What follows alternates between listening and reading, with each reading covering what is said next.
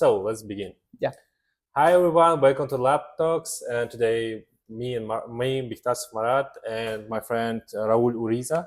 Urriza. Huh? Urriza. Urriza. Yeah. One more time. Okay.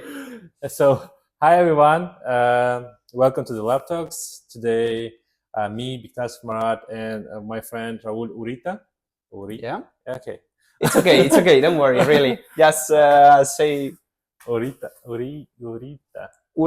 Urriza. Yeah, it's perfect. Urriza. Don't worry too much. Really. Okay, Don't. let's go one more time. Don't worry Sorry, too much about it. So, one more time. Hi everyone, welcome to the LabTalks. So today, me, Nicolaus Marat, and my friend Raul Urriza. He is a physics. Yeah. And we want to talk about his research field and PhD. So, can you introduce yourself? Yeah, of course. So I'm from Spain. I study optics and optometry, and after that I study biomedical engineer. So I am focused in trying to develop new devices, trying to get more information about the eye, and also trying to get more information with the optics that we use in the creation of this new device. So in my project, it's devoted to try to create a new device.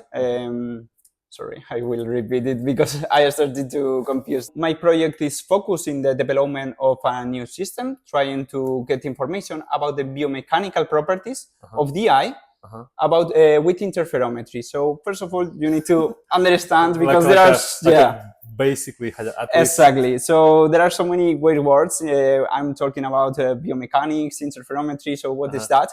I'm going to simplify. So when you go to the doctor normally and you have some disease in the skin, imagine that you go to the doctor, he starts to touch it and try to get some information about it. This is subjective. He don't know how much strong is this skin or this disease. But in the case of my project, we are trying to get some objective information that give us information about these biomechanical properties. So my project is focused in try to detect and try to measurement the elasticity of the cornea using interferometry, which is a technique that we use to get image of the like a biopsy that you can make cutting some part, but without cutting, only using the optics. So in my project, we try to get some maps that give us information about how the elasticity is in the cornea. This elasticity, we are gonna get this information using ultrasounds.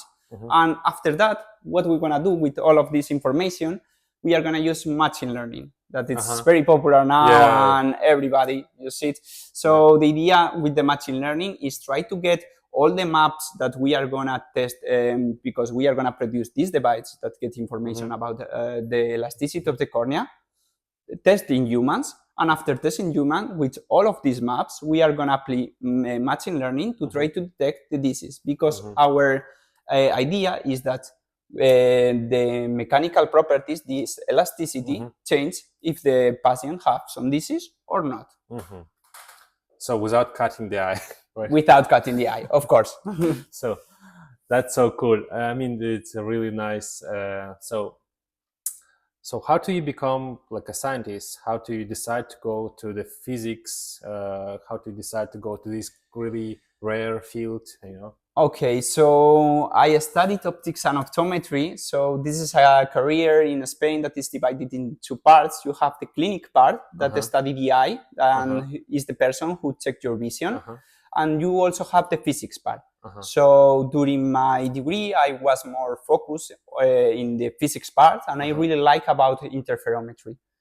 After that, I wanted to develop new devices like for hospital and this kind of thing. So I studied biomedical engineering, and I wanted to continue in this field, in this exactly field, in study the biological tissues, the human body, using the optics and trying to detect more information that we don't know. That's cool. I mean, do you have a bit more information about yourself? I mean, how do you start to go to the physics from there? Maybe it was like a really small kid and start to like a dreamed about physics? Yeah, well, when I was very young, I really wanted all these subjects about electronics, informatics, Oh, all this yes. part, Yeah. physics also, and I really wanted to one day invent something or do something new that nobody do it before. And this is the reason, because I am in physics, because I want to really create something new that nobody do it before. Okay, I understand. So, what is the easiest and hardest thing in your PhD journey right now? And yeah, So I think the hardest thing sometimes it's the papers. So many times you need so many papers, and not only I am talking about scientific papers, but you only have all these documents for the university that yeah, actually is not what you yeah, wanted to do yeah, when you were young. So yeah. that's maybe the most difficult. But So, easiest part is? for me, the easiest part is the lab for me, because I really enjoy it. So for me, the thing is easier or hard. It only depends if you like it or not. And in my case, for example, I really enjoy to pass time in the lab, use this laser, this lens, put these mirrors, put this Venus splitter, these optical fibers. I really like and enjoy this part.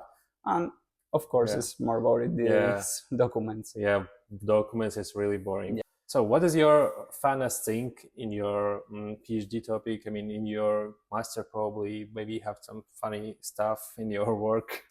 Because what do you exactly refer about funny? You start like a measure something and you unexpectedly find a different result. Okay. Maybe it's funny. Normally, it's everything under control.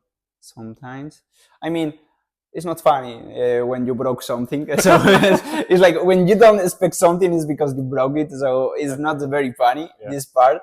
So if I will say, okay, if I will say the funniest thing that we can't find in the lab is to work with the people, actually, because you are working with more people, and sometimes it's very nice to test in real patients your devices, because you know new people always, and all of them have their own history, and you really learn a lot of them, and you also new histories. Okay, new histories. It's okay. Yeah, that's good.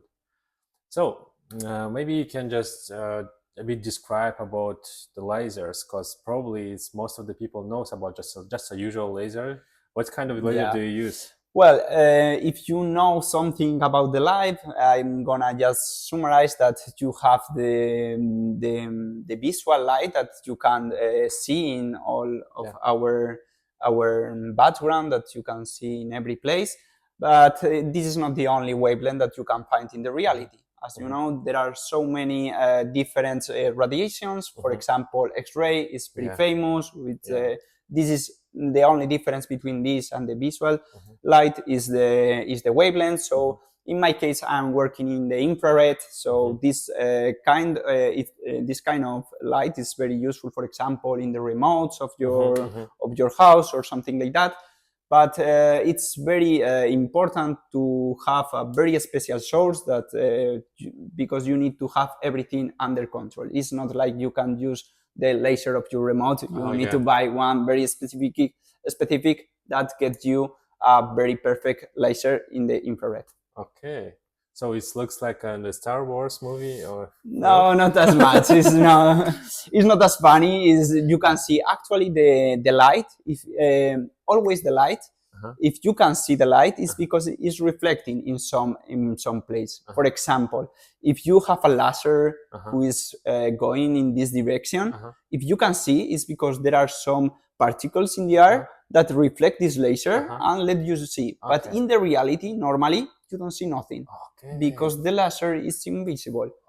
Imagine when you turn on the TV, you don't see a laser. You just if you put directly to your eye, you shouldn't do that. But if you do that, you will see that only you will see this red dot, like it's changing the color. But when you just turn on the TV, you are not seeing a laser like a light going in your home. Okay, so maybe you can give us few advice for the future scientists, like a really short one, maybe. Yeah, so in my opinion, as I told you in another question, the Yes, most for the the most important thing is to find something that you really enjoy to do, because if you find a topic that you really don't like, at the end you are going to be bored about it. So it's very important to find something that you like. Yeah. Oh, thank you so much for Thank you. conversation. Yeah, Yeah, thank you so much. I really enjoyed it. Yeah, So me too. yeah, thank you.